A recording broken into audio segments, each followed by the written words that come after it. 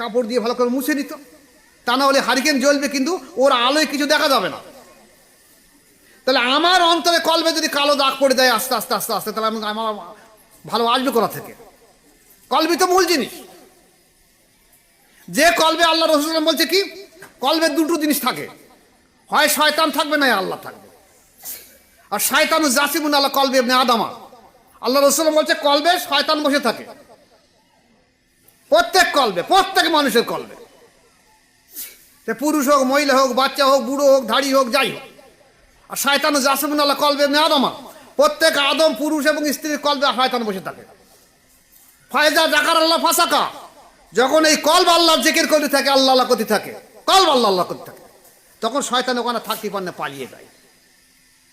ফায়দা গাফালা ফাওয়াসাসা, আর যেই কল আল্লাহর জিকির থেকে ভুলে যায়, আবার শয়তান সেই কলবে গিয়ে বসে থাকে।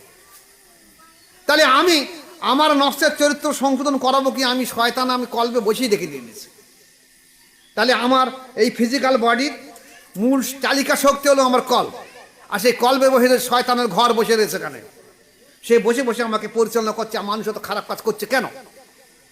এই জন্যই নবীওয়ালা কাজ এইটাই, সর্বপ্রথম তাকে বায়াত করিয়ে দিয়ে তার অন্তরকে কল্প থেকে শয়তানকে সরিয়ে দেওয়া, কল্পকে আল্লাহর জেকেরে জারি করে দেওয়া। এইবার 24 ঘন্টা যখন জেকের করে থাকবে, আস্তে আস্তে আস্তে আস্তে আস্তে আস্তে এই জেকেরের মাধ্যম দিয়ে তার নফস আস্তে আস্তে দুর্বল হয়ে উঠবে, রুহের শক্তি বেড়ে উঠবে। এই মানুষ দুনিয়ায় থেকে এমন মনে করবে যেন সেই আলমে আরওয়ায় যেমন ছিল এখন তেমন তেমনই মনে হয়েছে। তাহলে যদি বায়াতের মাধ্যম না আসে, তাহলে কোনো জিন্দেগি কালে কোনো মানুষের অন্তর আল্লাহর জেকেরে জারি হবে না বায়াত ছাড়া। আজ আমাদের দেশে বেশ বড় জামাত হলো তাবলীগ জামাত, আরো বহু জামাত আছে।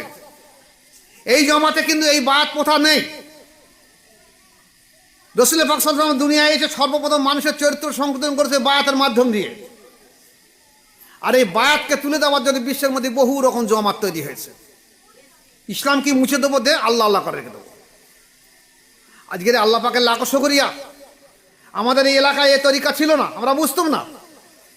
কাদেরিয়া চিশতিয়া তরিকার মানুষ কিছু ছিল, বায়াত গ্রহণ করতে আজকের একজন বায়াত গ্রহণ করতে বলছে আমি চিশতিয়া তরিকা, কেউ বলছেন কাদেরিয়া তরিকা, কিন্তু অন্তর সম্পর্কে তাদের কোনো খবর ছিল না। না নফসের তাসকিয়া, না অন্তর জেকেরে জারি, না কলবের অনুভূতি, কিছুই তাদের ছিল না। তাহলে আল্লাহ পাকের লাখ শুকরিয়া যে মোজাদের তরিকা আমাদের দেশে এসেছে বলে আমার মুর্শিদ কেবলা শাহ সুফি জয়নুল আবেদিন মোজাদ্দেদি রহমাতুল্লাহ হুজুর বাংলাদেশ থেকে ভারতবর্ষে এসেছে, ভাঙড়ের বুকে এসেছে এই মোজাদের তরিকা জিন্দা করার জন্য। আল্লাহ পাকের লাখ শুকরিয়া, তিনি যদি না আসতেন তাহলে আমি আজ মোজাদের তরিকা পেতাম না। আর আমি যদি তরিকা না পেতাম আপনার কাছে তরিকা পৌঁছে দিতে পারতাম না।